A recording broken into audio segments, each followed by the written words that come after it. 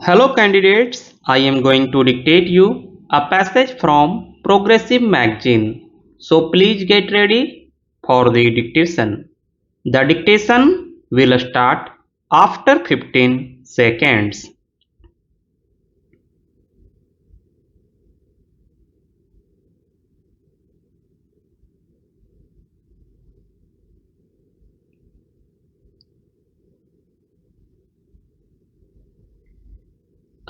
The 6-lane corridor project has attracted a lot of comment and some cynicism. Some have called it a dream, adding that dreams are not supposed to materialize into reality. I beg to differ, and yes, it is a dream, a 7,000-kilometer 6-lane corridor linking Silchar in the northeast to Saurashtra in the west and Kashmir to Kanyakumari is a magnificent dream. A dream for India. If you don't dream, how will your dreams come true?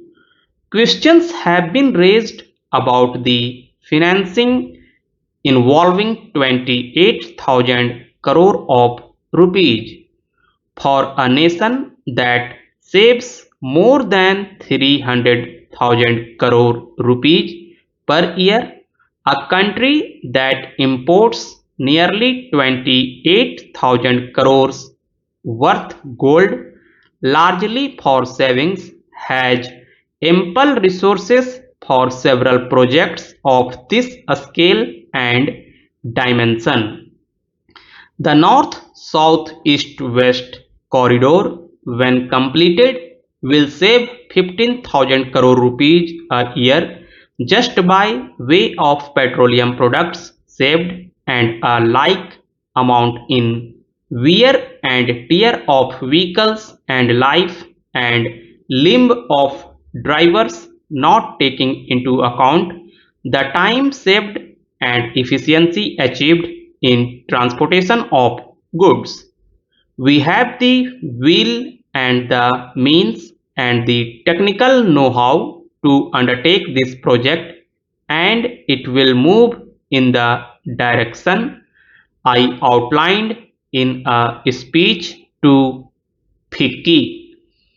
I would like to remind you that Bhakhara Dam was viewed as an impossible dream in the early 50s.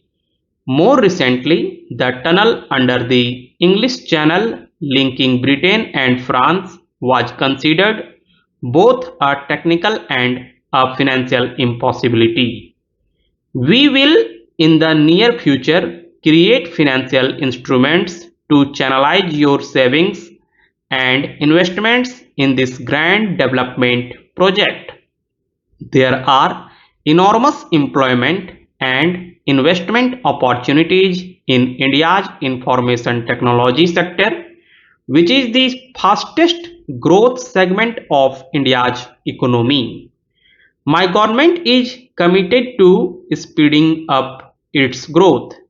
The first report of the National Task Force on Information Technology and Software Development, containing 108 recommendations, has been accepted.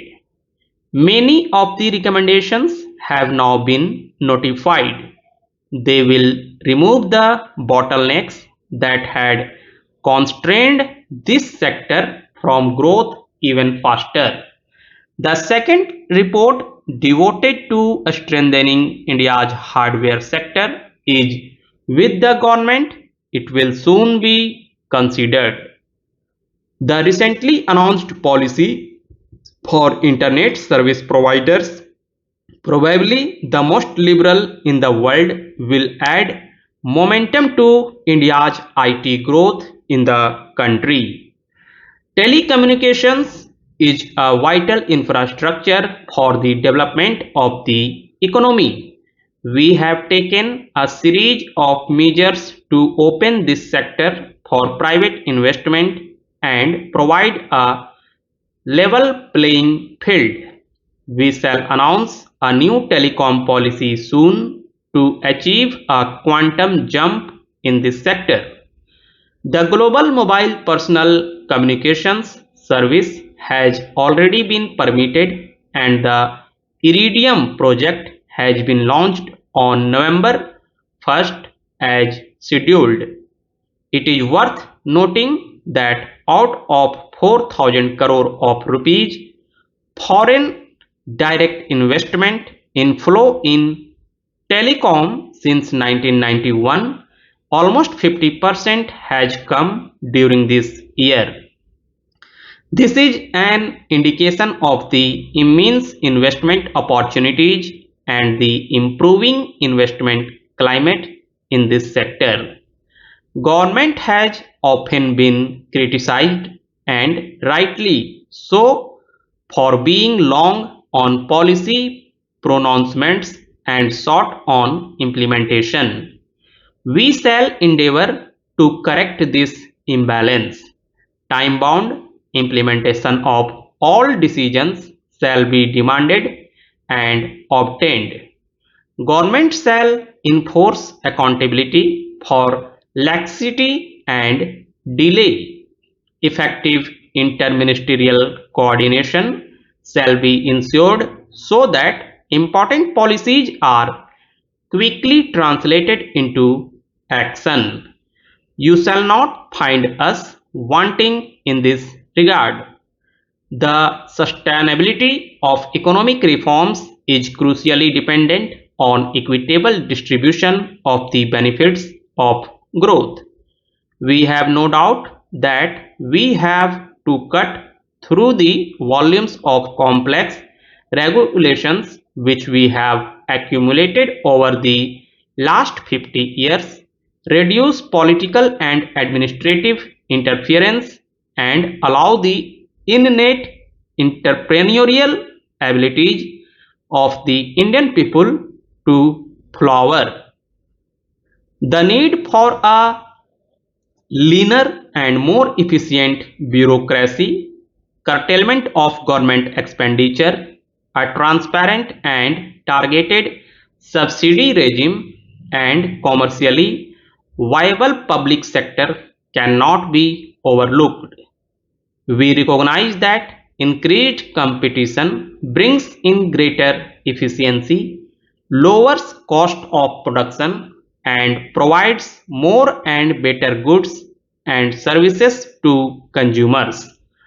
However, the government also appreciates that a more market-oriented and less regulated regime does not imply an abdication by the state of its responsibility towards the poor and the disadvantaged.